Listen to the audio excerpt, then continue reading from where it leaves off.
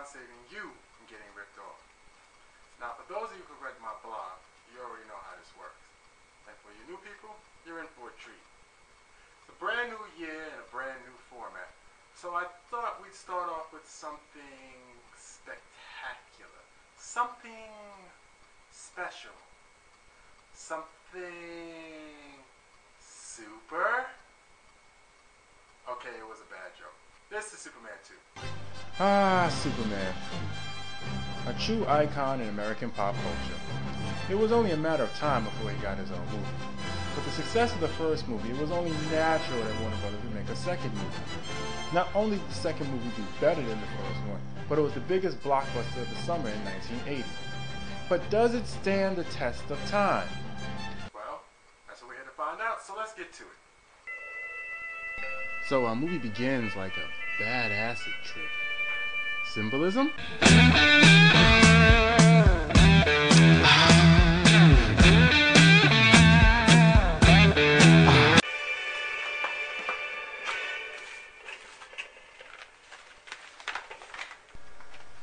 Mr. Mole, you're on the wrong set. There's no Nightcoat next door. No, actually this is Krypton in the past, and this is one of our main antagonists. Along with General Zod and this chick who's really like you forgive me. You're here to break this crystal, which purpose is never actually explained. Way to start off, movie.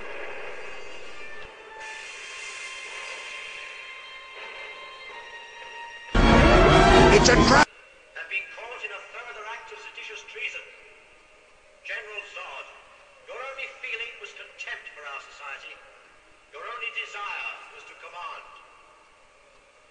Sir, the only feeling you showed was for your vicious general. Your only wish to rule with his side. Don, you are as without thought as you are without voice. This council has no hesitation in proclaiming you all guilty.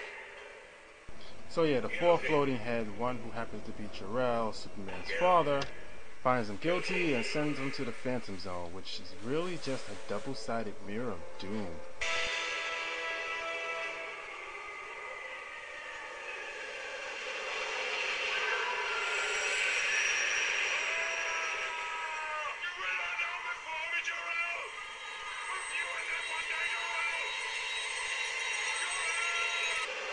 Wait a minute, why is he just blaming Jor-El?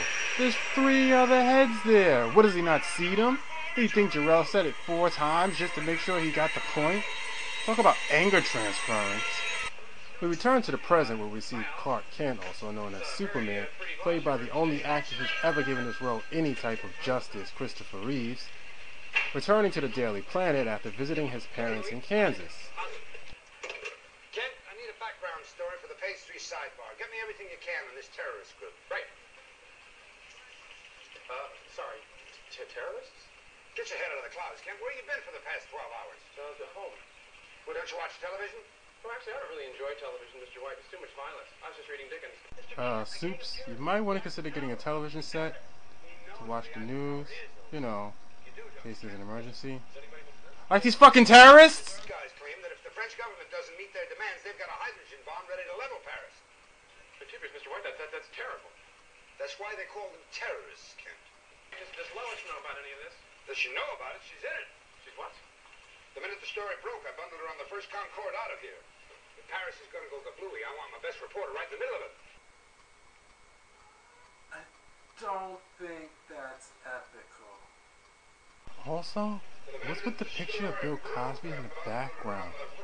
He was never a reporter, so I don't understand why it's even up there. Is that supposed to represent racial harmony? If that's the case, why don't you just have a couple of black reporters? Ooh. Right. I forgot what year this was made. So, after a quick change using Johnny Cage's shadow kick technique, it's off to Paris. Across the Atlantic, Lois has just arrived at the Eiffel Tower to do that first-rate reporting that Perry was talking about, which consists of letting other reporters ask the questions. We have not enjoyed the review, have we? If we believe it is a real hydrogen bomb that they have. Where is the bomb? It's in a big oil can. Hydrogen bomb? Are you sure?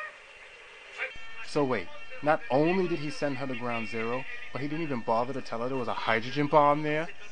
Not only is that unethical, but I'm pretty sure that's illegal. Who knew Perry White was such a dick? She manages to make past dum-dum here by using the old dictionary trick and underneath one of the elevators that the terrorists are using. My question is, what was her plan? What, did she think she was going to get a one-on-one interview with the terrorists? I'm pretty sure they would just shoot your ass, lady. I hope you have not many sins left to be forgiven, because if you let go of that, you'll only have 60 seconds to list them. But uh-oh, here come those wacky French police.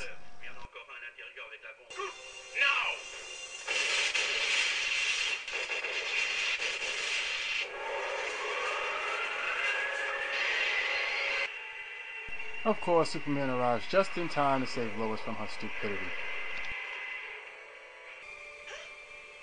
I believe this is your floor. Oh, thank God. How'd I get myself into this? You're an idiot. You alright? A bomb! There's a bomb up there. They've got a bomb. He knows? What does he mean he knows? How could he possibly know? He just got there. In fact, how do you even know Lois is underneath there? There's no way he can know any information without someone telling him. He's Superman, people, not God! Anyway, takes the bomb into space where it explodes, sending off nuclear shockwaves. And guess who just happens to be coming by at the time? What, was Earth the only coordinates the Kryptonians knew?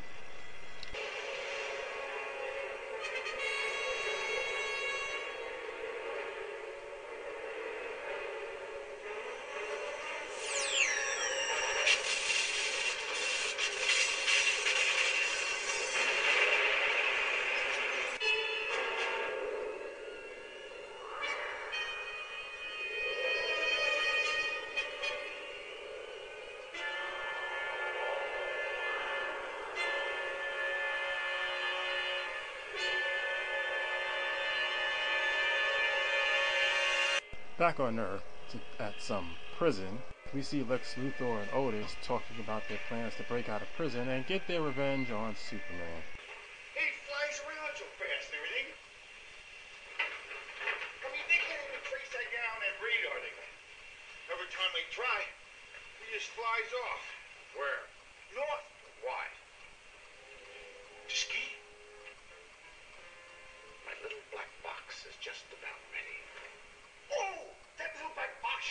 The black box, Otis, goes beyond any conventional radar. It tracks alpha waves. Alpha waves. Those alpha waves will take me north to his secret.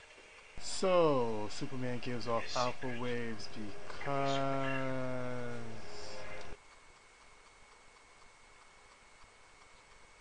Back on the moon, the Kryptonians discover their newfound powers by killing a bunch of random astronauts. What kind of a creature are you? Just a man. A man? And this is something that has always bothered me as a kid. They're in space, so how were they able to talk? For that matter, how is this guy able to hear her? He has an airtight helmet on. Another thing that bothered me. After the explosion, we clearly see Superman fly back to the Earth. We see him meet up with Lois Lane at the Daily Planet the next day, and we see Lex Luthor and Otis in prison. So from the time it exploded to the time they got to the moon, it had to be at least 18 hours. So why are they still alive? They do need air to breathe. Yes, they can hold their breaths for a long period of time, but they can't hold their breaths for over 18 fucking hours. And what he did is amazing. Something is happening. Yes, to all of us. The closer we come to an atmosphere with only one sun, a yellow sun, the more our molecular density gives us unlimited powers. They come from there. That's an awful big conclusion to come to at the spur of the moment. A conclusion that doesn't even make any sense. A yellow sun causes your molecular density to give you unlimited powers? If anything, it's the fact that Krypton was smaller than Earth, which is why your molecular density will give you powers. And even then, those powers would only be physical attributes. You wouldn't be able to fly. And you damn sure wouldn't have them on the moon. Okay, let's just say he meant biomolecular structure.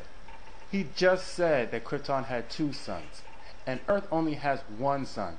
Therefore, their body should be getting weaker because their bodies are used to getting nutrients from 2 suns instead of... Nerd! I hate that guy. Anyway, the Kryptonians make their way towards Earth, while Lex Luthor, leaving Otis behind, escapes prison with the help of Miss Tessmacher and heads north, directed by his little black box. How much you want to bet the components to that thing is bubblegum and happy thoughts? Lois and Clark are in Niagara Falls posing as a married couple to do an undercover investigation of a hotel scam. It is here that we meet the most inattentive parents to ever grace God's green earth. Hey, Mom, look! Yeah, honey, that's nice. Okay, still much good.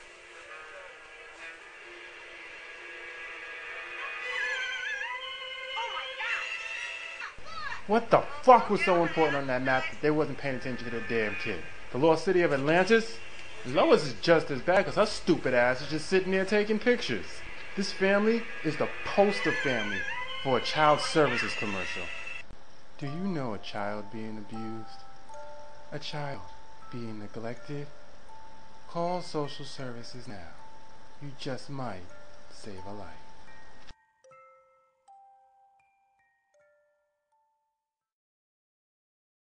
So, of course, Soup saves the kid.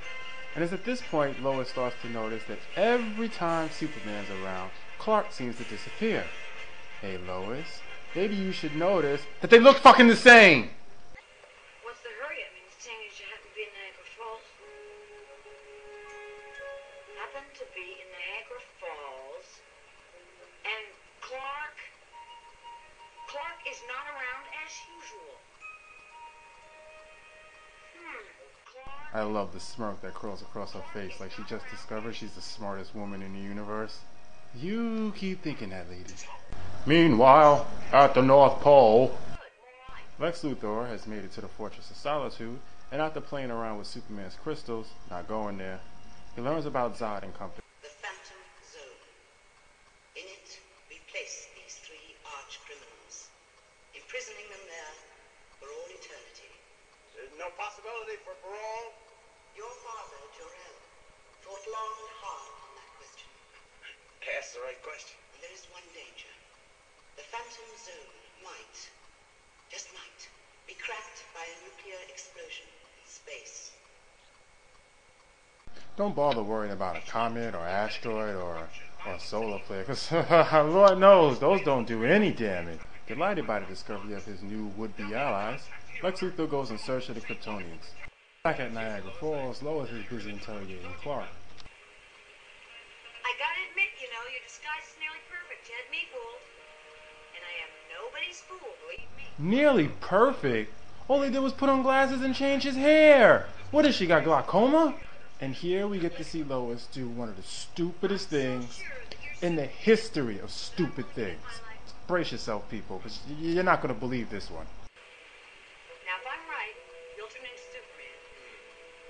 And if I'm wrong, you've got yourself one hell of a story. You think I'm Superman? Boy, you certainly have some imagination, Lois. For a minute there, you almost had me convinced. For a minute.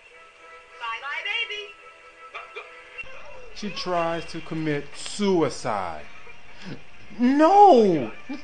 No! You just don't do that! There's so many options she had. She could have tried to stab him with a pen. She could have tried to hit him over the head with a rock. Hell,